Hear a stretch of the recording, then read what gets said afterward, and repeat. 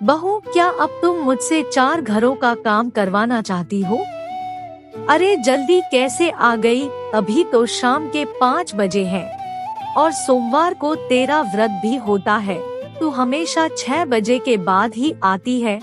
अभी अभी आँख लगी थी, चल आजा, अब आ गई है तो मना नहीं करूँगी। वैसे भी तेरा व्रत है, मुझे कोई पाप का भागीदार थोड़े ही न बनना है। सुषमा जी ने आंखें मींडते हुए दरवाजा खोला था। उनके यहाँ बर्तन मांजने वाली नंदिनी आई थी। भाभी, खाना मेरे बड़ी बेटी ने बना कर रख दिया था। सुबह के काम निपटा कर आराम करी, फिर निकल आई। अब आराम से जाकर अपना व्रत खोल लूंगी। आप लेट जाओ, मैं काम कर लूंगी। बहू कहाँ है? वो देख लेंगी।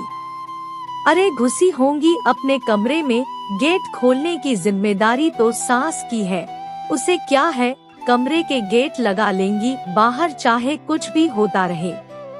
कैसी बात करती हो आप भाभी, और घरों में जाकर देखो बहुएं पूरे दिन भी न कमरे से बाहर निकलती। आप तो बहुत भाग्यशाली हो जो रजनी भाभी जैसी बहू मिली है। सुबह लाला को स्कूल छोड़ने के लिए 5 बजे की जगती है, फिर सेजल बिटिया भी स्कूल जाती है, तब जाकर वो डस्टिंग, कपड़े आदि निपटाती है। फिर खाने की तैयारी। आप लोग भी पूरे 6 लोग हो, शाम को तो आराम करना बनता ही है। तू कहना क्या चाहती है, हम सारा काम उसी से करवाते हैं। अरे पहले तो ऊपर नीचे के घर हुआ करते हैं, यूं ही भाग भाग कर 100 चक्कर लगा लिया करते हैं। एक साथ 20-25 लोगों का खाना साथ बनाता है, कभी चू से चा नहीं करी। और फिर अब काम ही क्या है, सिर्फ खाने का काम, उसमें भी बहुओं की जान जाती है। और तू क्या कर नहीं रही? 4 बच्चे हैं तेरे, उनका काम खाना पीना, 4 लोगों के बर्तन, कपड़े, झाड़ू पोछा, और व्रत भी रख लेती है। वरना तो आजकल की बहुओं को व्रत तो छोड़ो, सुबह 10 बजे ही नाश्ता करने की पड़ती है। सुषमा जी बोले चली जा रही थी। सुषमा जी रजनी की सास है, वो दिल की बुरी नहीं है, पर एक बार जो वो बोलना शुरू करती तो भूल ही जाती वह क्या क्या बोले जा रही है, और सामने वाले पर उसका क्या असर पड़ रहा है। और उनसे अगर बाद में कुछ बोलो तो बहु बात में बात निकल जाती है। मैं तेरे लिए नहीं बोल रही थी कहकर पल्ला झाड़ लेती। तब तक रजनी कमरे से बाहर आ जाती है।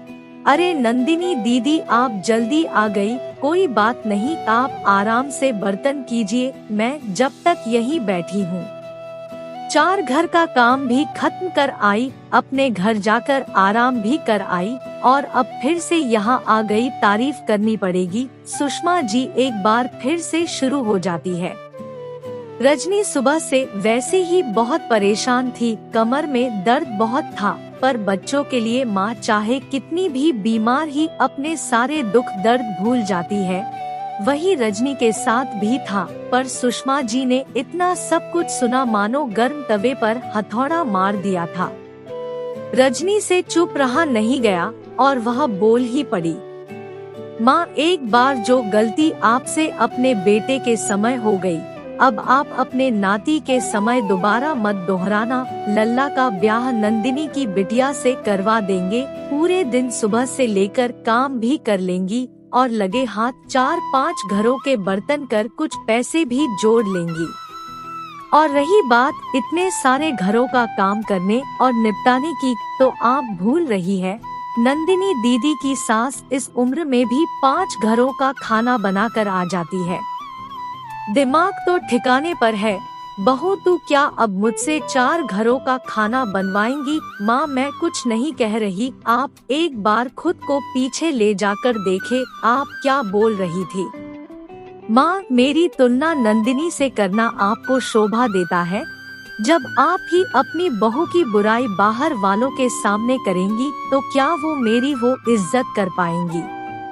माँ, उनके शरीर और हमारे शरीरों में अंतर है, वो उनके काम है, जैसे हमारे घर के मर्दों का काम बाहर जाकर पैसे कमाना है, और कुछ घरों में तो स्त्री और मर्द दोनों ही काम पर निकलते हैं, उनका काम इसी से चलता है।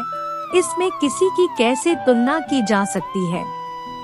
हर किसी की अपनी मजबूरी, अपना शरीर, अपना स्टेमिना, अपना भाग्य होता है।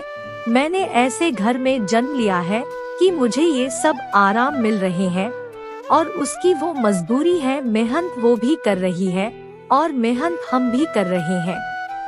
माँ, मैं बस इतना कहना चाहती हूँ, आगे से आप सोच समझ कर बात करें, वरना फिर कहीं मेरे मुंह से कुछ न निकल जाए। मुझे माफ कर दे बहू, मैंने इस तरह से कभी सोचा ही नहीं। सुषमा जी हाथ जोड़े खड़ी थी। वही रजनी अच्छे से जानती है, ये सिर्फ 2-4 दिन ही चलने वाला है। माँ इतनी जल्दी नहीं सुधर सकती। शायद इस उम्र पर आकर अपने मन का गुबार निकालने के लिए बड़े लोग अपने मन की बात कुछ इस तरह से ही निकालते हैं। आपको ये रचना कैसी लगी? अपने अनुभव और विचार कमेंट द्वारा मेरे साथ साझा करें। कहानी को सीख समझकर पढ़ें और शेयर करें। कृपया कहानी को अन्यथा ना ले। बहुत बहुत आभार। और मेरे YouTube चैनल को भी सब्सक्राइब जरूर करें।